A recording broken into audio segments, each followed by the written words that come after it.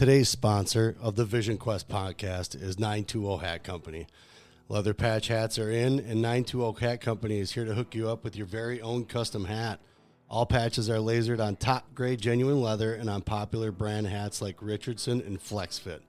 Whether you're looking to show off your business or want a one-of-a-kind hat for yourself, 920 Hat Company can do it all.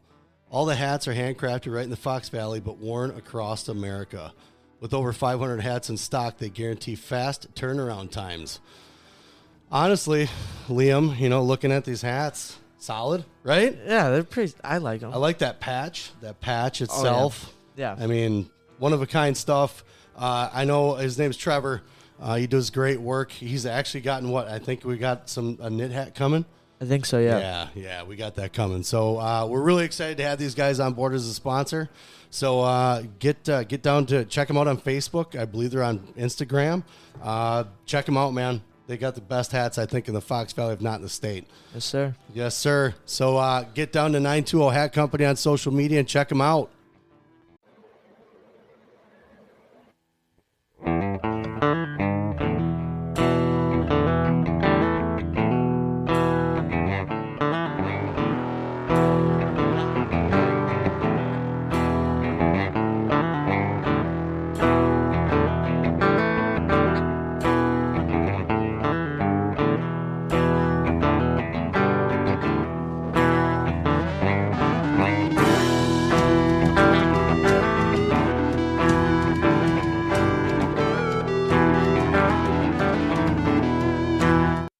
All right, we are live. Like I said, we used to do 2 minutes of that, and we're just going to cut it short. We got to get an interview here with. I'm really glad actually that I'm able to sit down and talk with you about this. But we are this episode 110 of the Vision Quest podcast. But we are joined by none other than Martin Floriani, sir. I appreciate you joining me.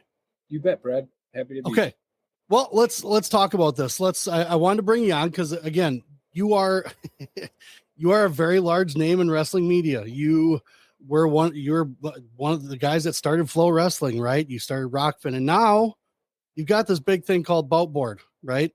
Yeah. And we're going to talk about that. We're just going to lead into that a little bit. So first, let's kind of talk about how you got into sports. Like and we do this with everybody from the time you remember sports to now. So what do you remember first of what kind of sports were you in when you were a kid? I loved football. I was like football was your thing? Yeah, I love football.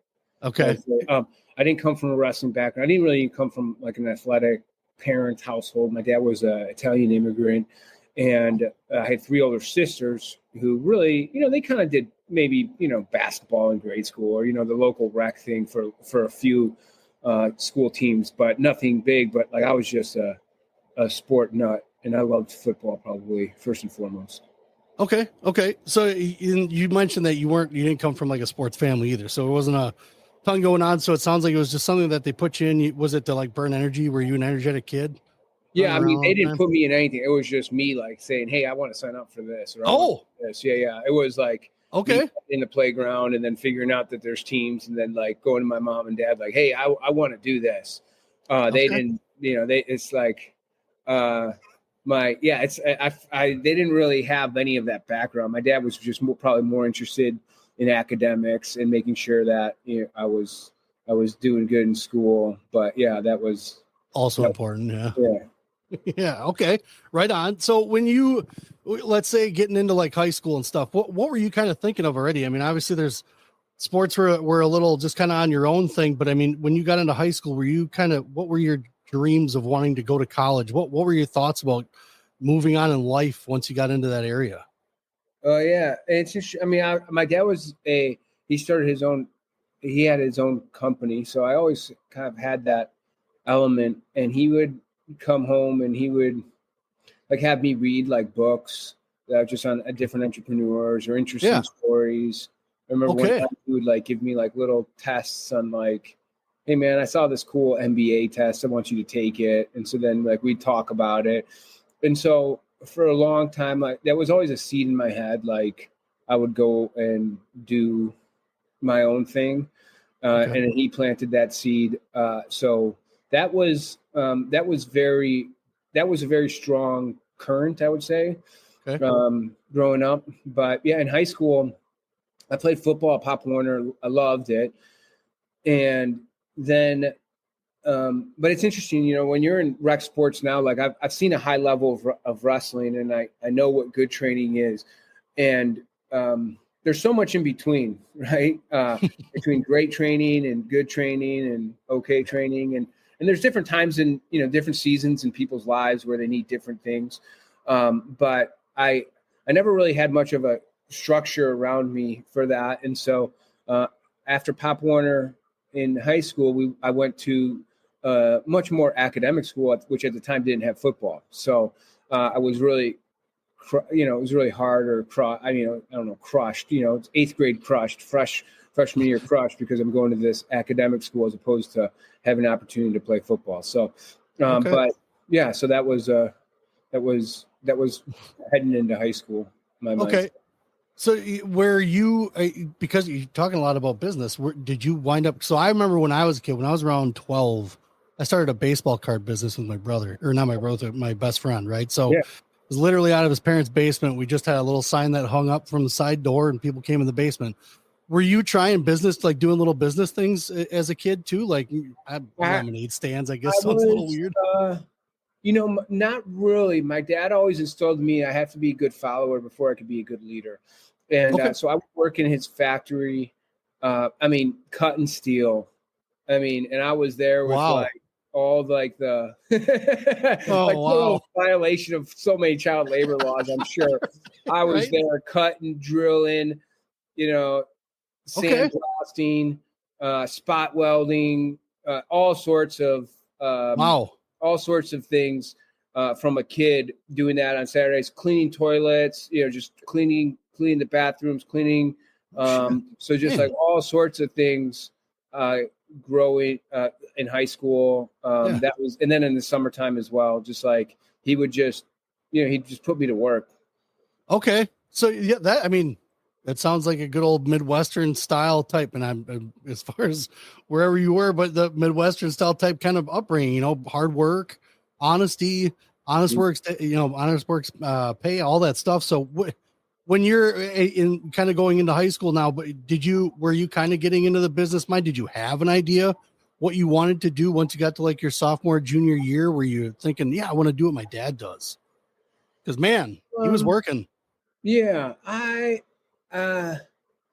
definitely had that was an element, like, because I was really close to him, and he would always, like I said, he would always talk to me about business or how I should think about things and different aspects. And so I was very connected with him. So probably a lot more than I thought that, hey man, this is, you know, I would maybe go do what he did or work at his company, or, you know, something with him in some fashion.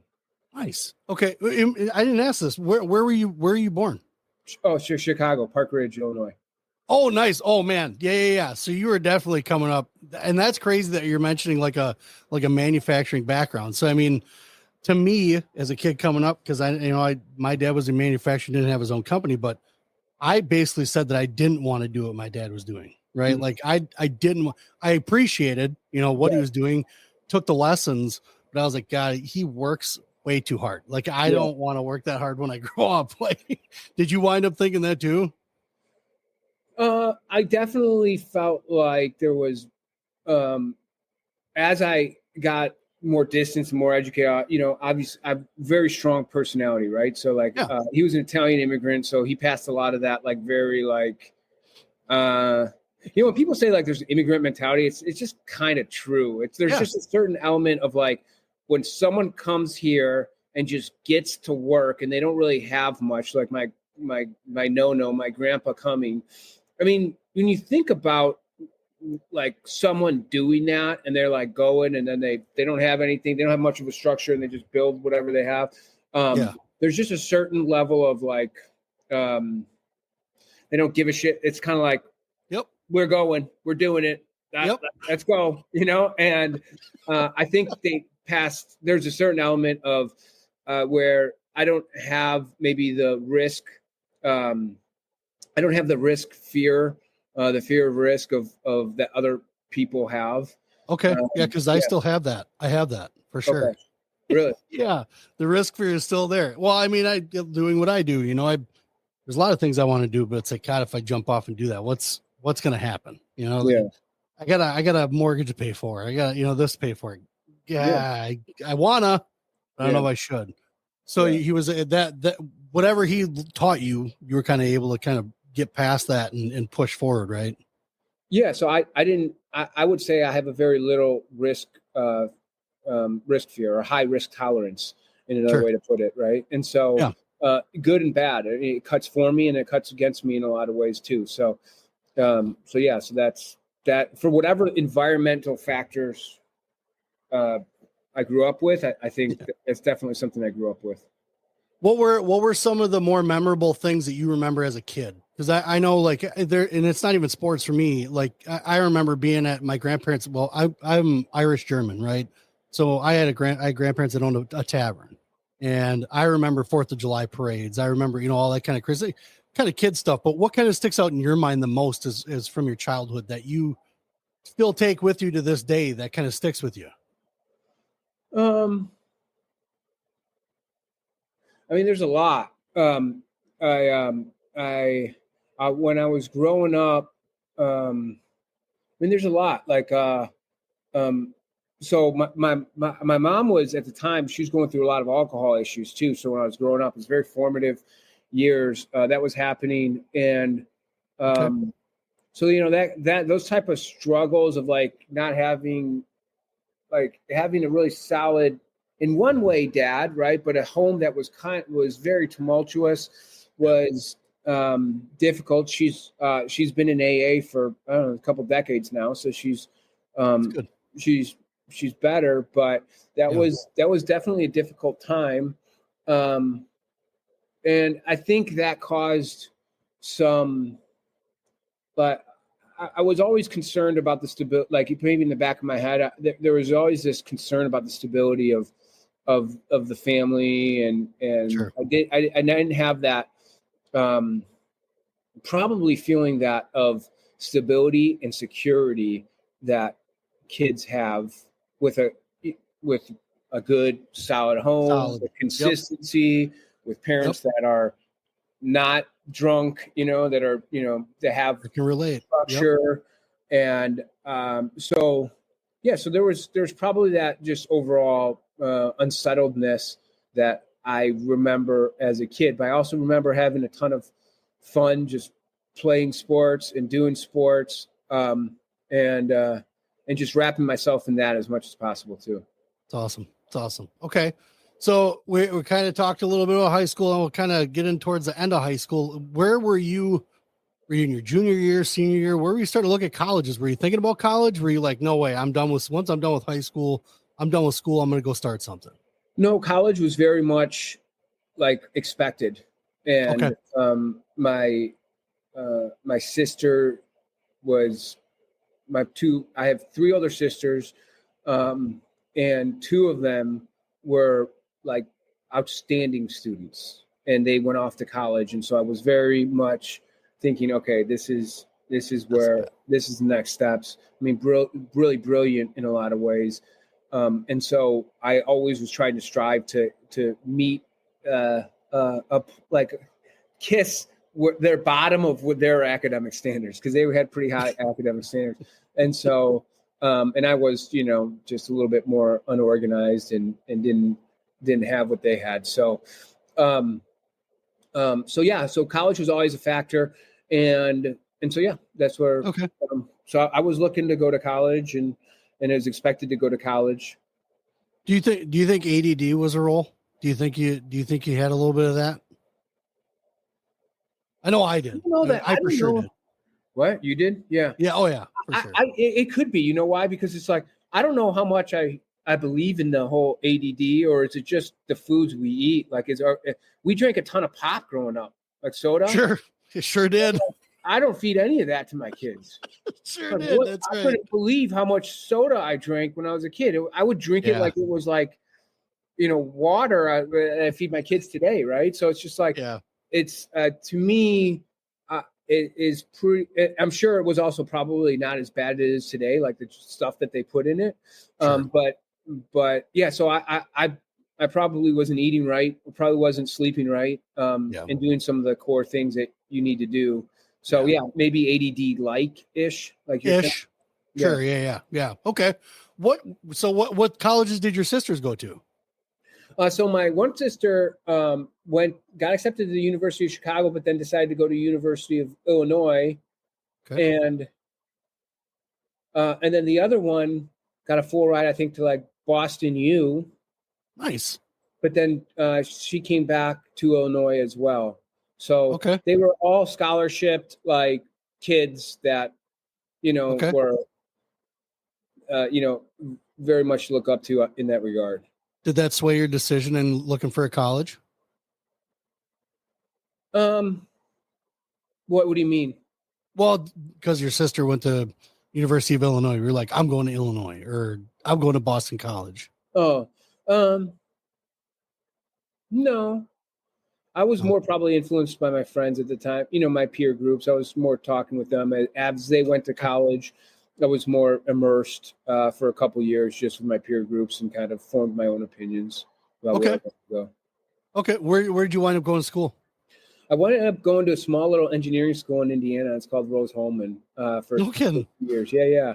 Super intense engineering school. Not really great with sports. Although I just saw like they have a punter, a D3 punter. I just saw they have like a D3 punter who may get drafted, which is lift that up. But they were not great with sports. And as I got more and more kind of isolated into the academics portion, I really felt like I needed an outlet for wrestling and doing what I wanted to do there. And so I decided to transfer to Cal Poly. Okay. So now you mentioned wrestling in there. Did wrestling catch your eye already in college? Yeah. So I started wrestling when I was a junior in high school. You did? Late. Yeah. Super late. Yeah. So I started. We got to talk about that for a second. And they didn't have football. So I was kind of like, didn't have much like really to get my aggression out. I just had a lot of probably aggression I wanted to get out. And so when I first experienced wrestling, I was like, oh my gosh, this is incredible. I actually remember I probably experienced it in 8th grade. And I remember this the most time. I was wrestling around with some kid who knew some wrestling moves, and he put me into what I now is like basically a chicken wing, right? He's got chicken in the wrist, and I'm thinking I could just get out, and he just pins me, and I was just like, oh my gosh, that was awesome. I mean, that was in my head. I was like, no, but I was like, that was awesome. Like I need to do more of that, but I didn't even really. No one told me, oh, you can have that with wrestling. You can go this route and do that. But I just remember that experience of this kid pinning me. And I was like, wow, how did this kid just pin me? That was crazy to me. And I loved it. There's something deep that I was like, oh man, I got to learn what this was. And so, but that was probably in 8th grade. And then no one really told me anything about it. But then when I, in junior year, fall of junior year, I experienced it really substantively for the first time. That's why I really fall in love with it. So that was the one sport your school did have, or did they just happen to have a couple other sports, just not football? They just didn't have football. No kidding. That's crazy. Yeah. Now they do. They've added it, but they didn't at the time. Yeah. It probably is their moneymaker now. Just guessing. But yeah. I don't know. Right. Okay. So you wound up getting into wrestling then, but in college, did you carry that through when you especially went to Cal Poly? Did you try to get on the wrestling team there? Yeah, I was on the wrestling team. Nice. Yeah. Okay. So since you just started your junior year, then you go into they didn't have any college wrestling at the school you originally went to, right? No sports. So when you get to Cal Poly, what was that like? It was good. I mean, it wasn't a great wrestling school. Right. So I was again kind of not in a great great wrestling school. I did have a pretty good high school coach. I thought I had, really pretty good high school coach, man. I'm really appreciative of my high school coach. he set a really good structure for me. He was great. But then when I went to the college, it was, I don't know, it just didn't. It was just not.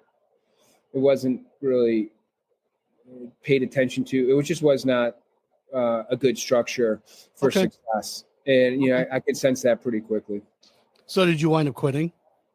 No, I transferred to Cal Poly. Right. So that's what I thought you were talking about right now was Cal Poly wrestling there. Oh, no. So then I went to Cal Poly. That was Rose Holman. Then I went to Cal Poly, and Cal Poly was legit, man. I mean, Cal Poly was awesome. Yeah. Cal Poly is outstanding. It's a great school. And man, even the coach now is great. And I had great coaches there. And it was that was just an awesome experience. So what was one of the more memorable, I guess, experiences in college wrestling, especially at Cal Poly? What kind of sticks out in your mind the most? Just going probably just going in the wrestling room and battling. It was great, And so like now I've started to mature. So I was on my 4th year of wrestling, and now kind of going into my 5th year of wrestling, and 6th year I wrestled there, and I started to go toe to toe with in some of the practice in the practice. I mean, I was probably below 500 wrestler out in Division I ish, but in the practice room, it was just it's just great. It's just a great experience going up against these really, nationally ranked good kids. And that was just awesome. And I felt like, hey man, I could take some of these guys down. I could do some damage here. Did your parents, as far as like, cause obviously you tried football, things like that. What were your parents' thoughts on you doing wrestling? Did they have any thoughts on that? Did they think it was a weird sport? It was super free range parenting, like a crazy. That's awesome, dude. It was just like, that's awesome. They didn't even there was no structure. It was like, you're going off. Okay. I guess he's going off doing that. I remember I used to drive in high school, like an hour and a half, 2 hours. It seems crazy to me now. But I would drive to the south side of Chicago to a practice, Marist High School, which had a pretty good practice room in the summer. And it was like an hour 45 drive from. Oh, my God. And I would just do it. Yeah. And you want it. Right? No, I had bought my own car. No one said, no one was like, hey, you shouldn't be driving 2 hours there, 2 hours back to the south side of Chicago to go to a practice. Like, there was no one told me anything. I just did stuff. Yeah. So it was very free range. Nice. What were you thinking about towards the end of your college career? What were you majoring in? I was engineering, mechanical engineering. Okay. So this is where it gets interesting to me, right? Like I think about what you're doing now, right? That's what's in my head is wrestling media, helping wrestling out, things like that. But you went to school for engineering. It makes me think of my sister-in-law who went to school for zoology, and now she works in IT. Right? It's kind of different. So what were some of the things you were kind of thought process you were going through once you were starting to end college? Was that, did you get a job in engineering? Were you looking at getting a job in engineering? I remember I bought a suit because I was going to go do some interviews. And I'm not a suit guy. And I remember wearing the suit, and I went to like one of the open resume, I don't know. I just walked in there. I'm like, what? This feels so weird. And I was like, you go up and you put your name. I was like, God, this is so dorky. And I just left. And I was like, I don't know why I got this. My aunt, she got me the suit. She's like, hey, you going to go on job interviews, get a suit? And I'm just like, so I just put the suit away. I was like, I don't think this is for me. This is not, me going applying to Boeing is not so. Okay. Yeah. So what did you wind up getting for a job right out of college? What were you doing right out of college? I worked with my dad a little bit.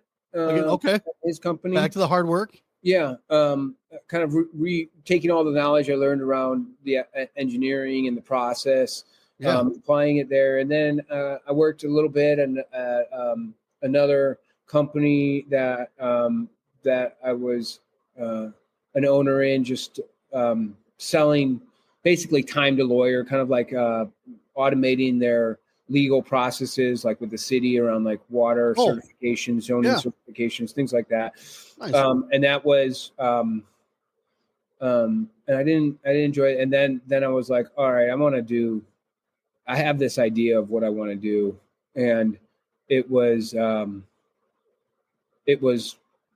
we started with Flow. It was like, the internet was just starting to come off a little bit, Okay.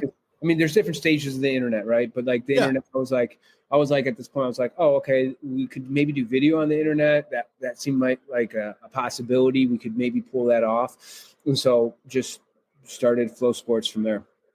So you started Flow Sports with family, right? So with your brother, right? Yeah. Yep. And was your sister? Were one of your sisters involved in it as well? Kind of got in. Or my sisters were super critical. They were like my first backers, so they backed me going when I first started. I remember my one sister was pregnant with her second child, and she like was going to medical school, and she like gave me a $5,000 check. I was like, oh my gosh. Oh my God. Thank you. That's awesome. Yeah. So what was one of the first videos you made? John Smith. No kidding. First videos. Yeah. How did you get in I mean, so the video itself, but how did you get in touch with someone like that? I just went to his office. So like 2006, I went and watched the championships at Oklahoma City, and I had this idea of this is what I wanted to do, and then I was already up there, so I don't know if I went there or I went home, but then I went back, and they were freaking just high as freaking can be. I think that was the year they had 5 champs or something. Oh yeah. Yep. And I came back and I came in the office. I'm like, hey man, this is what I'm doing. I had like a whole like website. I'm like, this is what I'm doing. And he's like, hey, pick a calendar date and come back.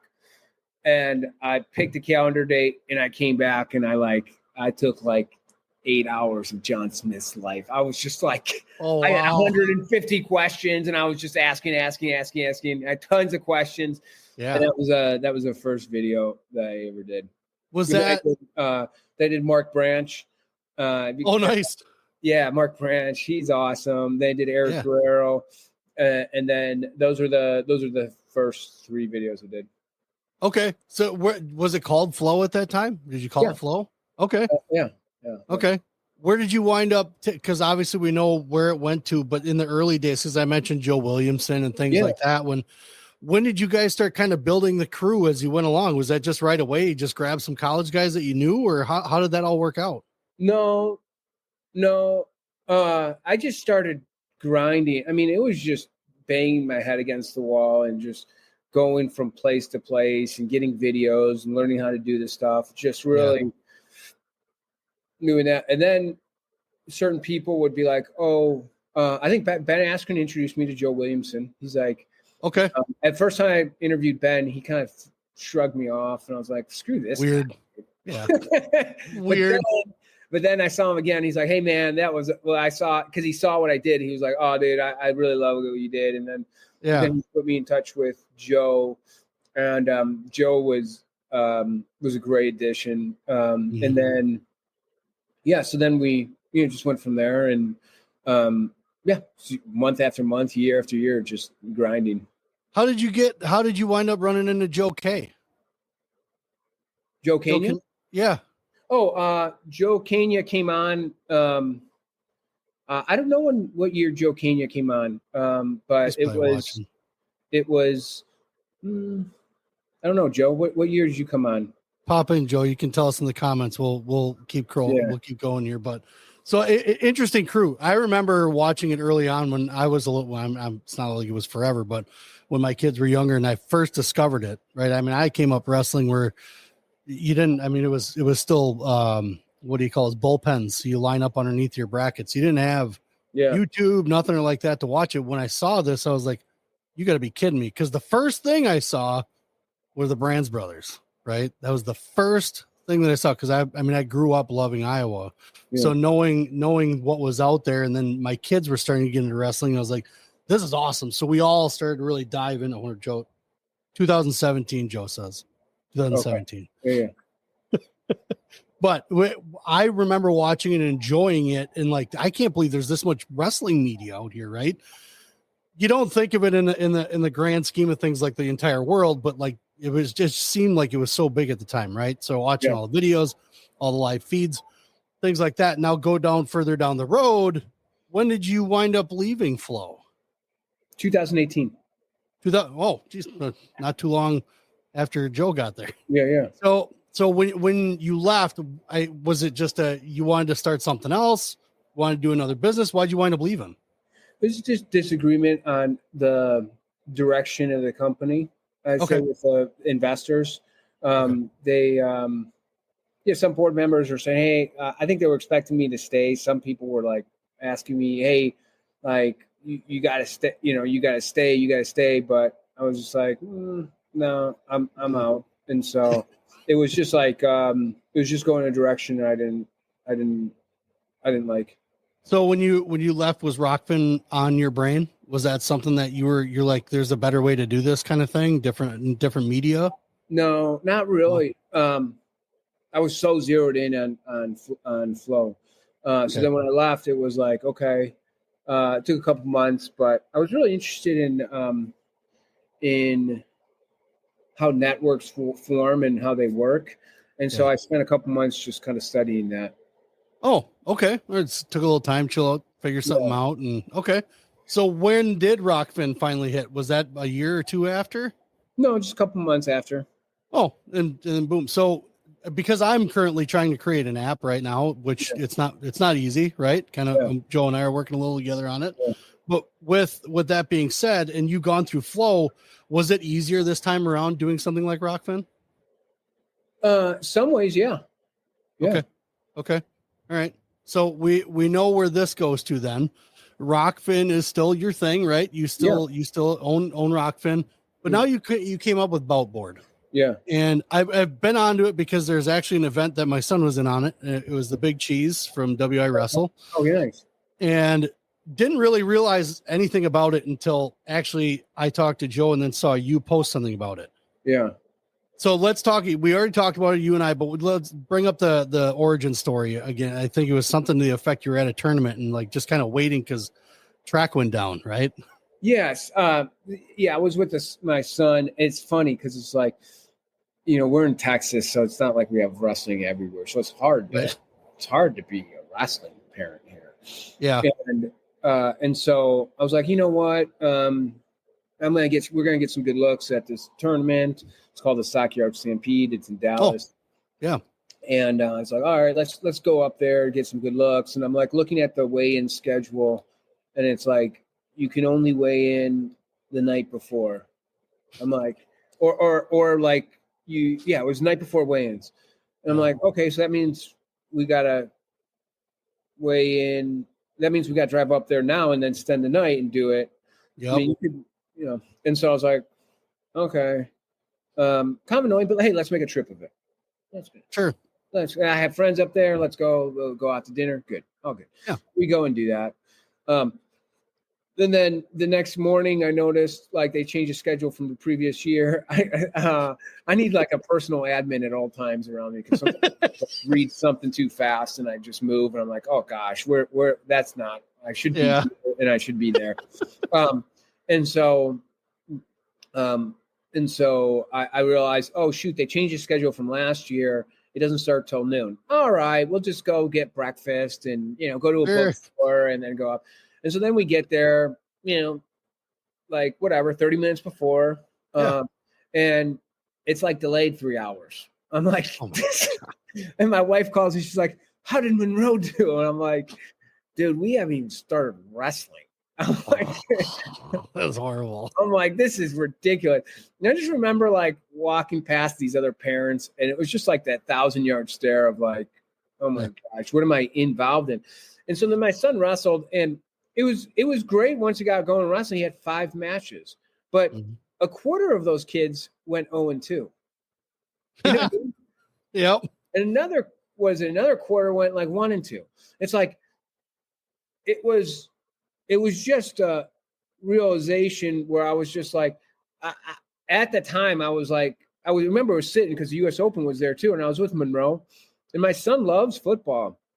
We have a great time when we're in Central Texas. It's like football king out here. Yeah. Right. I mean, you got quarterbacks that went to the local high school that are playing in the NFL, and it's like everything is zeroed around football. And you go to the football, and it's so organized. It's so nice as a parent. It works. It's like they've put a lot of thought into all these different aspects around football. It's not just a coincidence. Mm-hmm. They think about it, and they execute, and they put on a great experience for every facet of the stakeholder, whether it's the football player, the parent, the coaches. It's like organized and done right. I mean, I'm sure they have improvements to make, but it's like so far advanced relative to my experience with wrestling as a wrestling parent in Texas. And so, sitting in the stands, I was just like, why am I even doing this? Like, we could just go do football. I mean, I love wrestling, but like, there's other things. Yeah. So I was that was at that point where I was like, either I'm going to do something else, or I'm just gonna, I'm going to fix this. And so then I talked to a couple other coincidences happened around that time where I was like, okay, maybe I should be doing this. And so that's when I dived full in. So that, and I noticed that on there because I've gone into a couple of the different events that have occurred. Yeah. I haven't been on a live event yet, but going through, and I mean, you can go through, you can see who's where, you can click on the match, you can takes you right to the mat where they wrestled, or takes you to the past match, that kind of thing. What type of nuances within your app, the Boutboard app, make it so different from like, and you can go in and see it like visually it's different already, right? But the background of it, the backside of it, what makes it different from the rest, right? Well, I think it's I've done I ran my first tournament where I was like, hey, I'm just going to run a tournament, and some guys like, hey man, I want to use the software. I said, yeah, I can use the software. Let's go. It was up the street, so I ran it. And I think one of the things is that everyone just knows what to do. Like, there's not a lot of talking. There's not a lot of questions like, hey, what's going on with this? And we can get better too. Sure. But like when you go to it, I think it's a lot clearer of like, hey, what does actually need to happen here? Mm-hmm. And my goal is to make an element where, a new parent comes in, they're like, they don't have to like, my sister had her kids wrestle, and she's like, what is, like, you have to like go and look and learn. And it's just this really weird element where it's very difficult for someone new to come in the sport. But not only that, I want to make it so that it's incredibly great for like the top end of the sport. It's super, super diehards, right? But also you can ease your way into that very easily. In every step of the way, you know what to do. And then through the process, the vision is to put on better events and make sure to communicate to the tournament operators, hey, these are the type of events. These are how many matches you're going to get, right?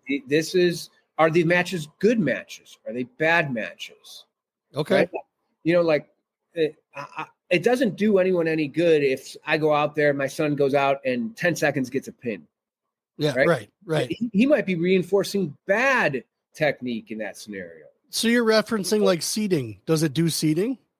No, it doesn't do seeding right now. But our goal is just to make it so that our goal is just to put on better events throughout the whole nation and be able to just assist people in putting on better events. Because I've only seen it on, but it's a start. Yeah, and I've only seen it on the phone side, like in going through there. So I've never seen it on, running a tournament from it or keeping score or anything like that. But what's the because the filters on there are great. You can search for an athlete, I believe. You can there's lots of ways you can figure out where you need to go and what you're looking for within a tournament. So it's not complicated and it's very simple. You guys have simplified it quite a bit. Yeah.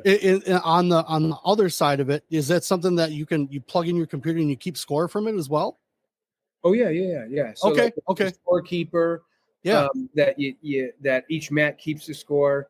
Okay. And then there's the head table that puts on the bracketing, and the scores feed to the head table.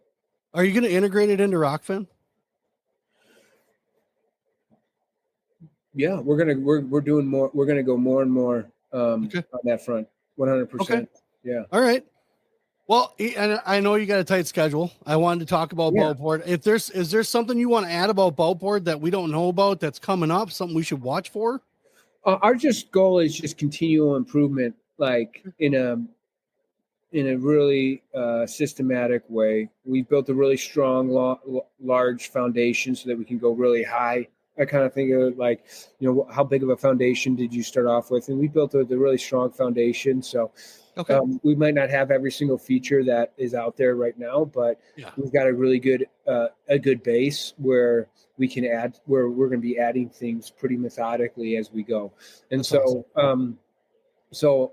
I'm excited to put on better events and work with other tournaments, work with other organizations to help them put on the best events, to put the best front facing forward for wrestling, and improve how people go and experience events. That's really what our goal is.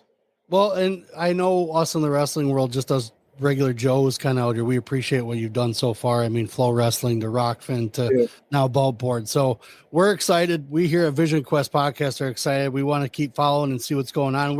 We follow everything you got going on. We watch your glaringly egregious stuff. Yeah, nice. It's fantastic. It's fantastic. So we appreciate everything that you do. And like I said, I know you're busy. We want to get out of your hair. Your daughter's got a birthday coming up, so happy birthday to her. Yeah. We'll get her a present, but we are going to wind up leaving this here. I don't know if you have any shout outs, guys, you want to say hi to, tell them to have a great day kind of thing. You got any shout outs at all? No, I'm good. Shout out to the Texas wrestling community. Yes. Yeah. You are, congratulations. You're the president of Texas USA Wrestling. Yep. Chairman, congratulations on that as well. We appreciate what we believe you're going to be doing down in Texas. Yeah, let's spread that around. So I will leave it at that. It's been another episode of the Vision Quest Podcast. I want to talk to you for just a minute once we're done here. Okay. So we're gonna tell everybody peace out, and we're gonna hang it up, and then that's gonna be it. Appreciate it.